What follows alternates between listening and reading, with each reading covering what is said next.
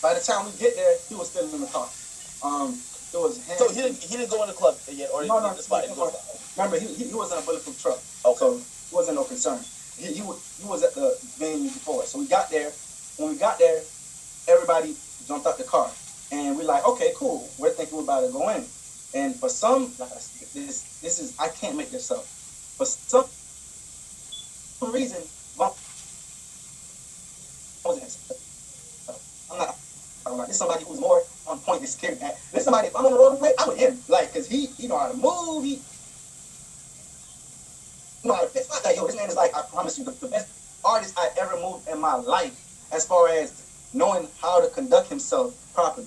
But for some reason that night, it was off. Like, he stayed in the car for like 30, 35 minutes, and everybody outside.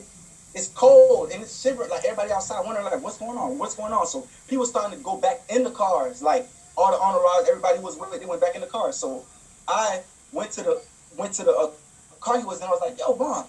Went inside the passenger seat. I'm like, yo, Vaughn, bro, what's going on? Like, everybody here waiting. Let's go. He was like, all right, let's go. So at that time, this is where the security come in at. At that time, we're telling security, hey, it's time to go in now. Vaughn's ready. You know what I'm saying? We've been here too long. Let's go inside the club. So they do their rounds. They go inside the club. They check the venue, go inside, check the outside, make sure there's no threat. Now, common sense, if you guys know, security, nobody cannot go inside a club with a weapon. No matter who you is, you cannot enter a building with a weapon, especially a venue. So being alert that we're going into the club, all security put their weapon inside their cars. Because we're thinking we're going inside the club. Now, right before we go inside the club, one of his homeboys came to the driver's side and they said, hey, we seen so-and-so. I'm not going to say no names. We seen so-and-so in the car. And instantly... In the car or in the spot? No, we seen, he literally, our car is right here. Yeah. And so-and-so put up right there.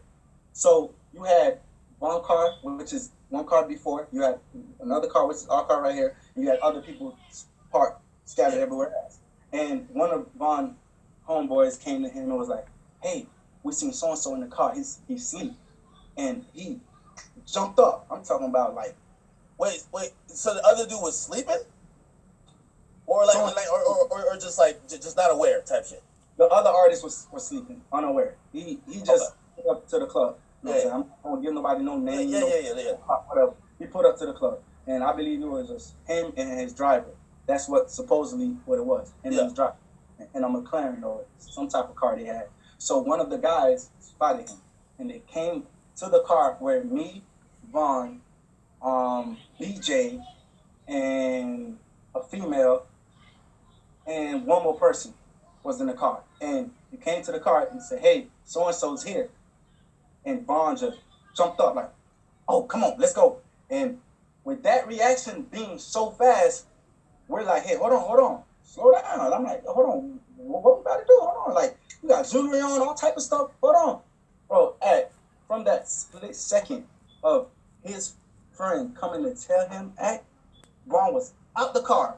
And this is somebody who's normally, like I said, calm, collective, look around all the areas, just fill all the blank, because he been out here, so he know what to do. For some reason, that night, he was completely off. He jumped out the car. By the time Vaughn jumped out the car, I don't even think he knew where so-and-so was. He just jumped out the car. He bumped into so-and-so. As soon as he bumped into so-and-so, started brawling. From that 1.5 second of brawling one of his so-and-so accomplice came through the side of a white car that we didn't even know was with so-and-so. That's how unaware the situation was. Yeah.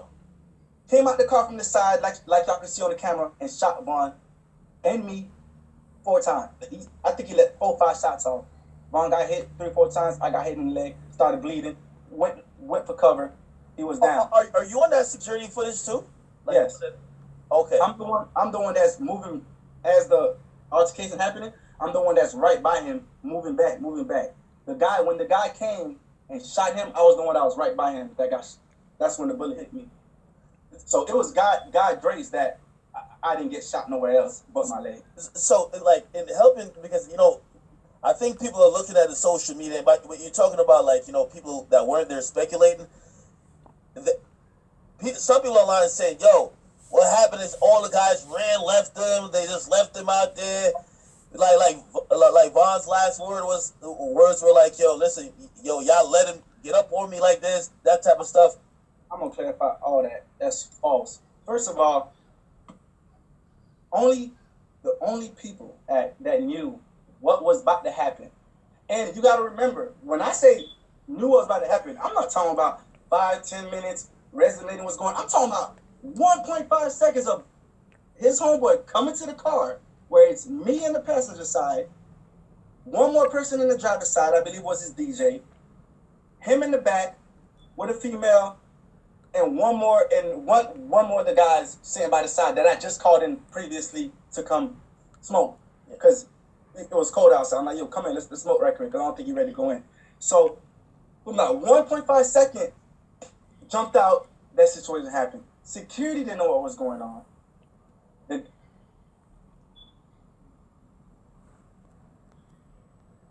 guys that y'all blaming didn't know what's going on. By the time everybody realized what's going, if you peep at the footage, Von and his one security is the only one that's by Quando physically. Everybody else is in the back. Why do you think it's a back trailing? Nobody even got to check. They're running to the scene. By the time they're running to the scene, shots fired.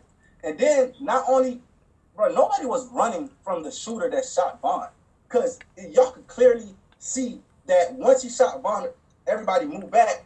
People were still there. It's the police that started shooting uncontrollably. It looked like that person got shot too. Yes. This was also confusing, right?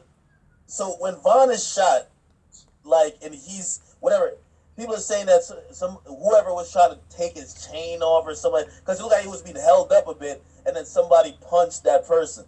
Von was shielding himself with so and so. He literally was holding him up. That's how strong he was. Even while being shot, he know what's going on. He felt it because he was conscious the whole time. So he's holding the individual as a shield. It wasn't nothing as like, he got on top of him no, he was literally holding him as a shield. And those shots that was fired by the individual that shot Von and myself was the only shots fired from those individuals. Every other shot was coming from authorities.